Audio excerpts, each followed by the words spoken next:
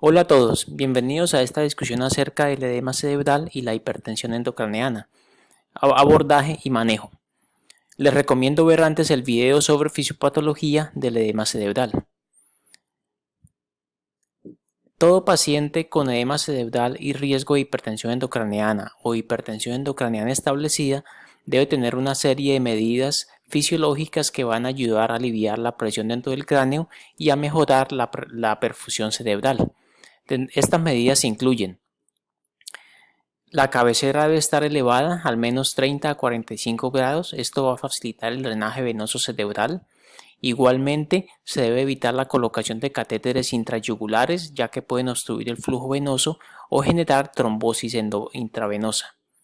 La cabeza debe estar siempre recta para evitar el colapso de las venas yugulares, y cuando tengamos collares cervicales o traqueostomías con fijaciones debemos estar atentos a que no estén demasiado ajustadas, ya que pueden generar compresión también y obstrucción venosa. Se debe evitar la hipercapnia o la hipocapnia. El CO2 arterial debe estar idealmente 35 a 40 milímetros de mercurio, e igualmente la hipoxemia, es decir, mantener la presión de oxígeno arterial al menos más de 60 milímetros de mercurio. Un buen control de la fiebre, al igual que el dolor y la agitación. Debemos estar atentos al control y manejo de convulsiones y monitorizar la presión intratorácica y la presión intraabdominal. En cuanto al manejo específico del edema vasogénico, que puede estar presente en tumores o abscesos, contamos con una herramienta que son los esteroides, específicamente en el edema peritumoral. En el caso de los abscesos es un poco más discutido, pero en el caso de los tumores es una indicación el uso de esteroides para manejo del edema. Se usa la dexametasona a dosis iniciales de 4 miligramos cada 6 horas. Debemos tener precaución cuando no hay un diagnóstico claro del tumor, ya que si se trata de un linfoma, el uso de esteroides puede generar necrosis intratumoral y por lo tanto las biopsias van a ser negativas. Cuando se vayan a retirar los esteroides, se debe hacer de manera progresiva para evitar la aparición de insuficiencia suprarrenal. Otra herramienta con la que contamos son los agentes osmóticos. Estamos hablando de manitol y solución hipertónica. Pueden utilizarse en diferentes escenarios de hipertensión endocraneana, incluyendo el accidente cerebrovascular isquémico, hemorragia intracraneal, trauma craneoencefálico, y se usan como una medida temporizadora o como puente al manejo quirúrgico. En cuanto a la solución salina hipertónica, vienen concentraciones desde el 3 hasta el 23.4%.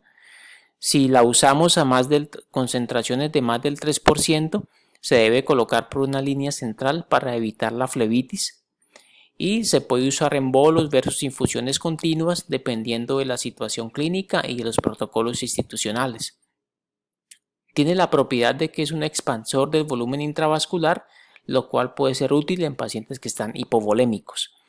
Se debe tener precaución cuando el sodio sérico está elevado, ya que puede empeorar esta situación, y en pacientes con acidosis metabólica, ya que el alto contenido de cloro puede empeorar la acidosis metabólica y el riesgo de lesión renal aguda. En cuanto al manitol, viene en concentraciones al 20%, requiere un filtro de línea para su administración, aunque se puede colocar por línea periférica. El filtro se requiere porque se puede cristalizar y generar obstrucción de la infusión. Se debe colocar en bolos de 0.5 a 1 gramo por kilogramo de peso, y debemos monitorizar la osmolalidad sérica y el gap osmolar. El gap osmolar es la diferencia entre la osmolalidad medida y la osmolalidad calculada. Debe estar por debajo de 20 miliosmoles por kilogramo. Igualmente, la osmolalidad sérica se debe mantener por debajo de 320 miliosmoles por kilogramo. Cuando estos valores aumentan debido a la administración de manitol, el riesgo de lesión renal aguda comienza a incrementar para el paciente. En cuanto a la elección del agente osmótico, es decir, manitol versus solución hipertónica, cada uno de estos agentes tiene características farmacológicas individuales, y usualmente la elección se hace basado en las características clínicas del paciente. Entonces, por ejemplo, en el caso de un paciente que está hipovolémico y que necesita fluidos, la solución salina hipertónica es una mejor opción, ya que es un expansor del volumen intravascular.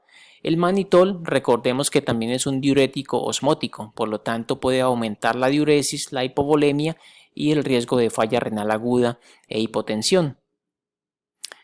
Otra característica para elegir el agente puede ser la presencia o no de accesos centrales. Recordemos que las concentraciones, la solución salina hipertónica de más del 3% se debe colocar idealmente por un acceso central.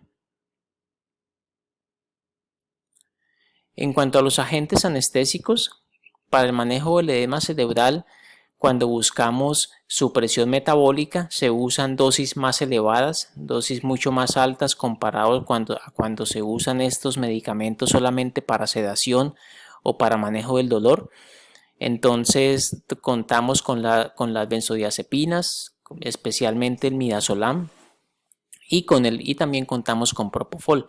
Estos son los dos medicamentos más usados en la sedación en casos de edema cerebral e hipertensión endocraneana. Y tenemos en última línea el pentobarbital. Es un medicamento muy efectivo, sin embargo tiene una serie de efectos adversos que lo hacen que se deje siempre como última opción.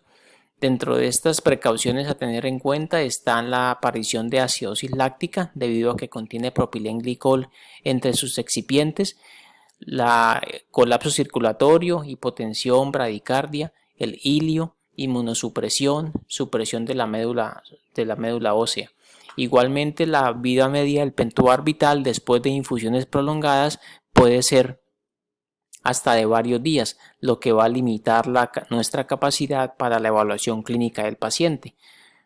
Vamos a tener que esperar varios días a que el efecto del medicamento sea limpiado de la sangre. Cuando usamos medicamentos anestésicos como propofol, midazolam o pentobarbital a dosis elevadas, idealmente debemos contar con monitoría electroencefalográfica. Esto nos va a permitir la titulación de los medicamentos. Igualmente, si lo que buscamos es un patrón de supresión o de descarga-supresión, nos va a permitir monitorizar que estamos en el rango adecuado de sedación. E igualmente, de manera simultánea, va a permitir la monitoría de estatus no convulsivo o de descargas epileptiformes. Otra herramienta terapéutica que se ha estudiado ampliamente en el manejo de hipertensión endocraneana es la hipotermia. A pesar de múltiples estudios preclínicos que han mostrado resultados esperanzadores, los ensayos clínicos no han mostrado mejoría de los desenlaces. Acá hay dos estudios importantes en este aspecto, el POLAR y el EUROTERM, que no mostraron mejoría en los desenlaces en pacientes con trauma craneoencefálico severo que fueron tratados con hipotermia. Por lo tanto, la hipotermia se sigue usando todavía, pero como una medida de última línea en casos de hipertensión endocraneana refractaria. Cuando se usa, debemos tener precaución con el manejo del temblor, ya que puede generar hipercalemia, rabdomiolisis, acidosis metabólica, lesión renal aguda.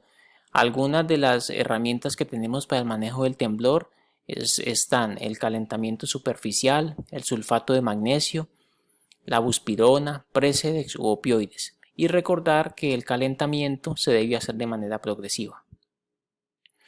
La craniotomía decompresiva en casos de edema global difuso o de múltiples lesiones también continúa siendo una herramienta de tercera línea en casos de hipertensión endocraneana refractaria.